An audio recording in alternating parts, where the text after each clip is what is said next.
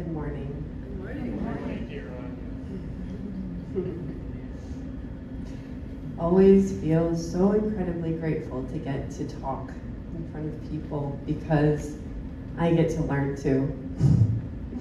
I get to hear what comes out of my mouth and say, wow, that's nice.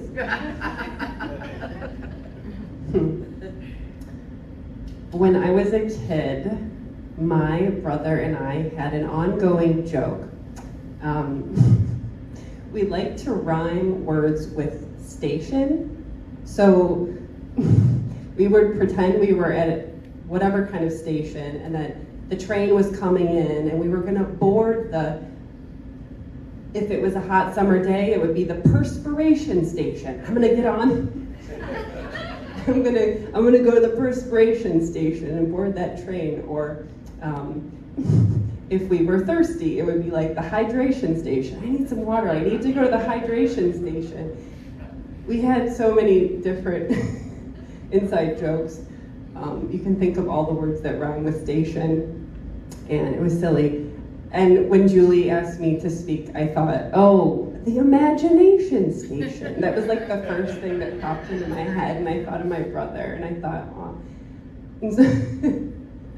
So I thought, what is this station that we can go to, that we can go to as a community this morning? What does that look like?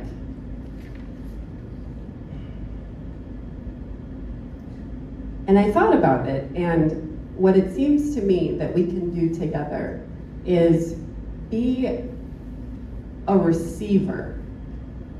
We can receive imagination. So sometimes we think that imagination starts with us, like with me, like the individual I. Like I will sit down and create this painting, or I will sit down and sing this song, or I will make something. And there's nothing wrong with that.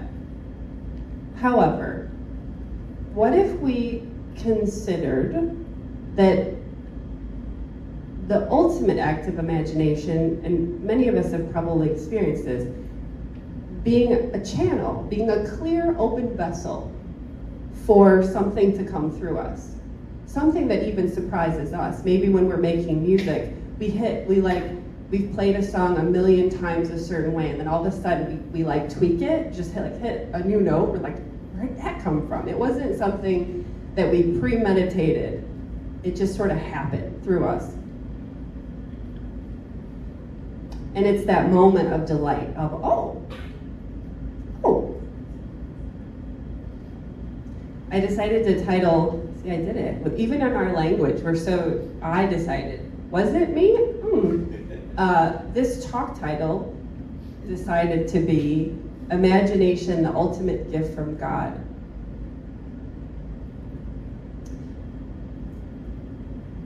Because as human beings, we are endowed with this sense of wonder and the ability to think. So in the yoga philosophy, for example, they explain that consciousness or life goes through a series of transitions. So first life is minerals and rocks, which is a certain form of life. It is alive, certainly. And then through evolution, it turns into plants, which plants have a little bit more ability to think, to be involved. Plants can kind of move around. You know, have you ever noticed a plant, if you put it near to a window, the leaves start to like move closer to the window, closer and closer. So plants can move. Minerals, mountains, they're kind of stuck where they're at. They can't move around. So then we have plants. Then we have animals, looking at the picture of the otters, I think it was otters that we just saw, those beings clearly have a great deal of intelligence and consciousness. They're very close to us humans. They have deep feelings and can make decisions and learn. Have you ever watched squirrels like bury nuts and then like look around like, did anybody see me do that? Like, so you can feel animals have this tremendous consciousness. And this is according to the yoga philosophy, of course. I'm not saying this is true in every universe or every situation, but it's helpful to think about this. Then after animals, then comes human beings. So human beings are endowed with this wonderful gift of self-awareness. So we can feel ourselves as beings, where maybe most animals don't have that capability. Some do, rare, but we as human beings get to look at ourselves and say, whoa, I just did that. Whoa. It's that sort of like, it's like looking into a mirror. We look into a mirror and we see ourselves. As humans, we do that all day long. We see ourselves. We think about what we did. Like, I just did that. That was interesting. Let me reflect on that. So human beings, we have this great capacity for self-awareness and to look back at ourselves.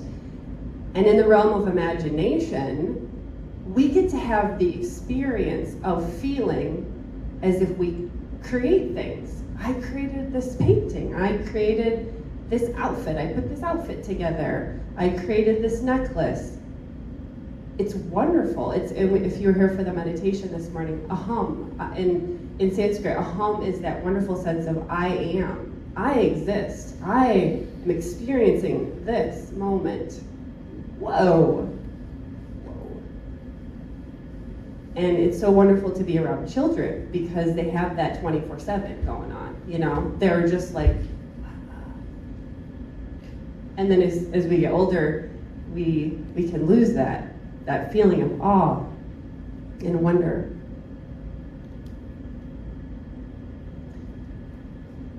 In the path of Reiki, which is another very important path for me and my consciousness, I start off with my level 1 Reiki students by explaining, because they'll come in and say, what is Reiki? Like they've had an experience with the healing energy, and they sit down and they say, what is it? Like, what is it?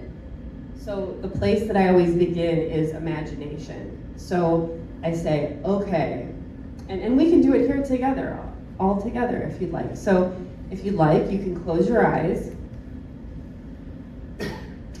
And I invite you to imagine that this radiant, golden, bright light is coming down through the ceiling, and it's flowing down, and it's entering the top of your head. And as it enters your head, it then flows down through the whole rest of your body. And it's just filling you up. And you feel more revitalized, more awake.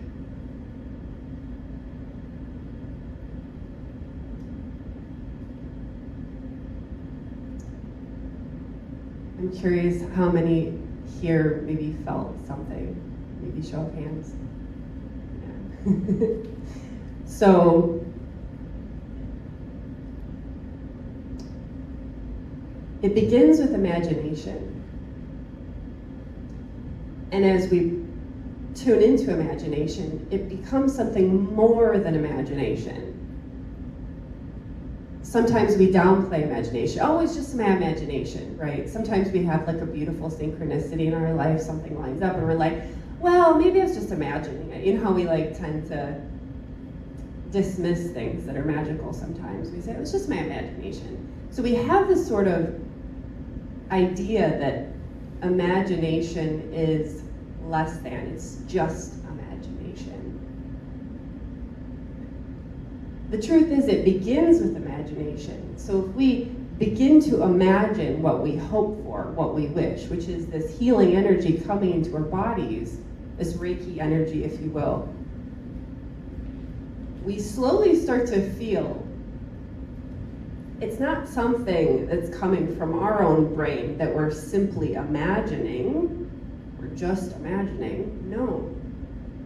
Actually, that healing energy, that healing life force energy, that chi or ki, Holy Spirit, whatever word you would like to use, that actually existed before the moment that we decided to imagine it. So that reality of this abundant light coming in to fill us up, that already existed. It existed before we were born, and it will exist after we die.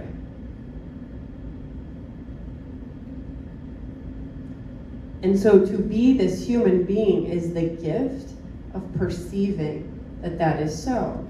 And to perceive the gift in that, the blessing of that, the ultimate gift that we get to say, whoa, this is happening.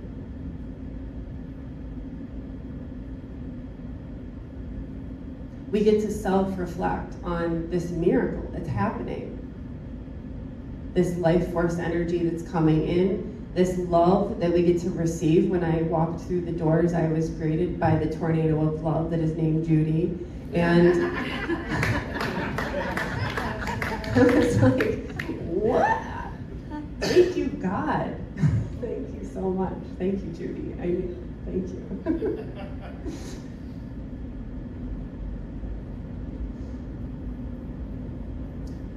So in a sense, this gift of imagination, where we get to perceive these things happening in truth to us, seems like we're creating it. That's the illusion. It's a fun illusion. It is an illusion.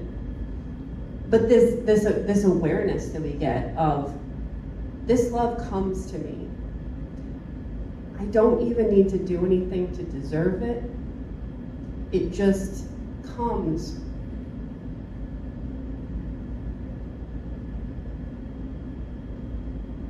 Last weekend, I was spending some time with my mentor, Swami Padmanabha, and he gave this whole beautiful talk on unconditional love, and he said, he kept repeating the same thing over and over, and I'm going to now repeat it to all of you because we all need to hear it so many times, which is that God's love for us is unconditional. We need do absolutely nothing to deserve it. So as human beings, we have this idea of, I need to do this and this and this to be worthy. I need to do, and it's all good stuff, it's like I need to volunteer, I need to help this person, I need to complete these tasks, I need to fulfill my mission, I need to use my gifts in the world. These are all beautiful things, but let us not start to think that we need to do these things and check these boxes off in order to receive love from the universe, from God. No. God's love is completely unconditional, and so the only thing that requires of us is this act of receiving that. Can we receive that love? Can we receive that light from the heavens that is coming down right now, even though we're not trying to make it happen? We're not you're probably still not in that space of focusing on the light coming in, but it's coming in, and that's one of the things that I teach in my Reiki classes is, because some people say, well, how do I turn the Reiki off? And I'm like, well, first of all, if it was off truly, you would not be alive anymore. So there's no sense in trying to turn it off. The Reiki light, that love, again, whatever words fail at this point, but whatever word you want to use, it's always coming into us. Even when we're not focused on it or trying to make it happen, just like our heart beats. We don't have to try to make our heart beat. It just keeps beating. So then that brings us back to imagination. How do we approach, so if we're already receiving unconditional love all the time, we're receiving this life force energy that's flowing into our bodies, that's sustaining us, even if we're not even trying to make that happen. This constant inflow of love. There's Judys around the world whirlwinding people in love, and we've done nothing to deserve it. We're just there. We're just alive. Then how to make sense of this imagination, how to utilize it best. And my personal answer to that, maybe everyone has a different tweak on that, but my personal answer to that is gratitude. Is gratitude. So when I sit down to write, for example, I love waking up in the morning and I have no appointments till like the afternoon, and I have the whole morning to sit and write. I sit down with a cup of tea, and I'm like, and I get to have, as a human being, this wonderful experience that these words are coming from me. It's so wonderful, and I say, thank you, God, for these words that are flowing through me. And I'm in this state of gratitude for I'm in awe and wonder of the things, the words that flow through. And I read something on the screen and I say, I didn't know that. Cool. I talked about this in my last talk here at Unity, being a channel. And how much I love talking in front of people because I get to learn. I get to receive as well. I don't know the words that are about to come out of my mouth. I was asked to make a synopsis and a talk title, which I did, but I tried then not to think about it too much more, just to have the joy and the pleasure of getting to witness and receive what comes through. So my invitation for you all would be, well, two things. First, when you sit down to make something, whether it's baking a cake or writing a poem or going to the store and selecting the perfect outfit, like I'll take that, with that, with that. Oh yeah. So some sort of act of artistic creation, imagination. Can you just do your best to let your mind go quiet and be in that childlike state of wonder where there's no rules. There's no rules. There is none of these human rules of like, this looks good with that color doesn't go good with that, or if we're dancing, we have no rules about what dance moves we're supposed to do. We're just moving our body to the music, Or we're walking our dog and then we take a little hop and a skip while we're walking. So that would be my first invitation. Can we make things? Can we delight in making things in a pure childlike way and strip away all these rules that we've been given, And even in our spiritual communities, we have these rules sometimes, like ways that we're supposed to do things, and then we get really wrapped up in that. So can we just, from time to time, not all the time, not 24/7, but just occasionally, feel what it might feel like to let those rules just go? And then my second invitation to you would be to acknowledge when you're using your imagination that this comes from God. This comes from the Almighty. This comes from the heavens. And we are a vessel for that imagination to flow through. God is an artist. God is creating through us, and all we have to do really is do nothing, which is actually kind of hard because our brains are always thinking and planning and analyzing. But the greatest artists of this world, they don't have a plan. They just do it. There's, what's his name?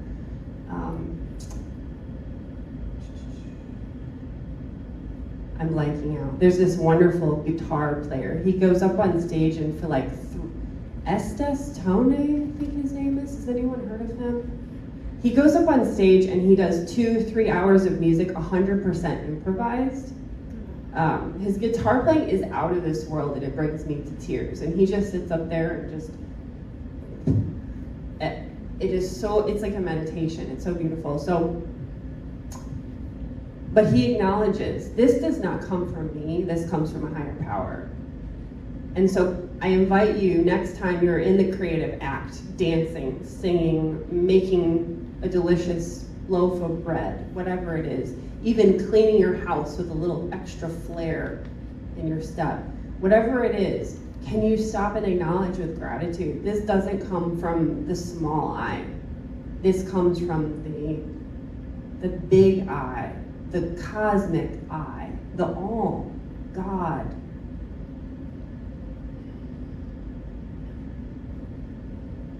And it's hard to do that sometimes because the part of us that seems like it's separate, the ego self, says, but I want credit for that.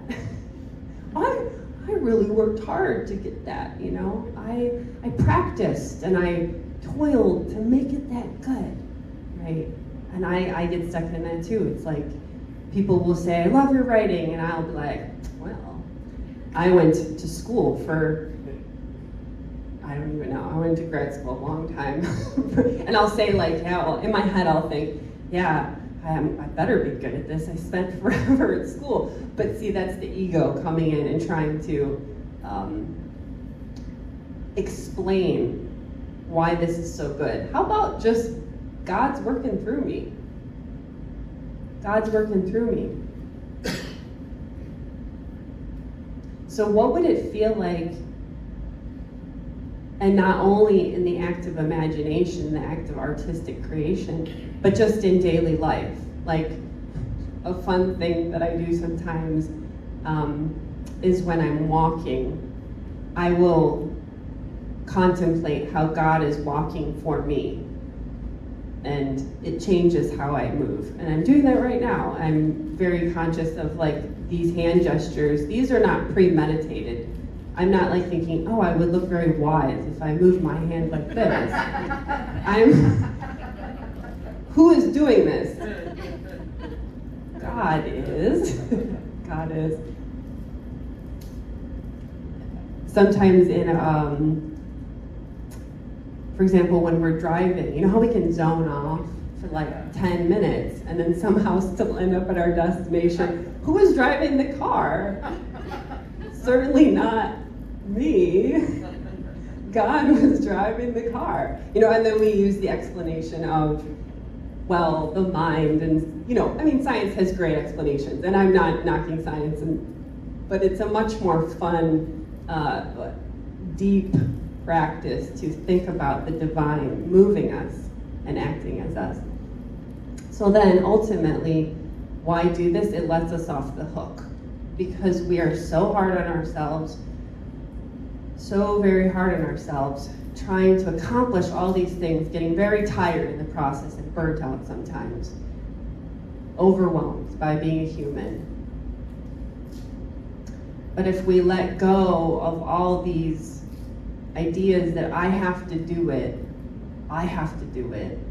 and say, no, God works through me, so all I will simply do is receive whatever's happening through me as best I can without much interference of the mind, letting the mind go as quiet as possible, and trusting and growing our faith. Some of the greatest saints in history, if you ask them, you know, how are you able to do these miracles? Jesus, for example, he said, God the Father does it through me. He didn't say, I, Jesus, am doing these things. No. The great saints will always tell you it is being done through them, and they're just witnessing it. So, in your day today, as great things are happening through you, and you're noticing your friends having great things happen to them, or even not so great things, you can take the pressure off and say, I am a divine receptacle of love, and I witness love moving through me. And I delight in this play of imagination.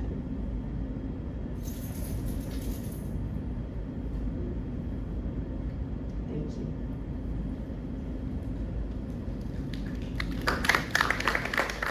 you would like to support this content and others like it, please give at unityoftoledo.com, where love is an everyday experience.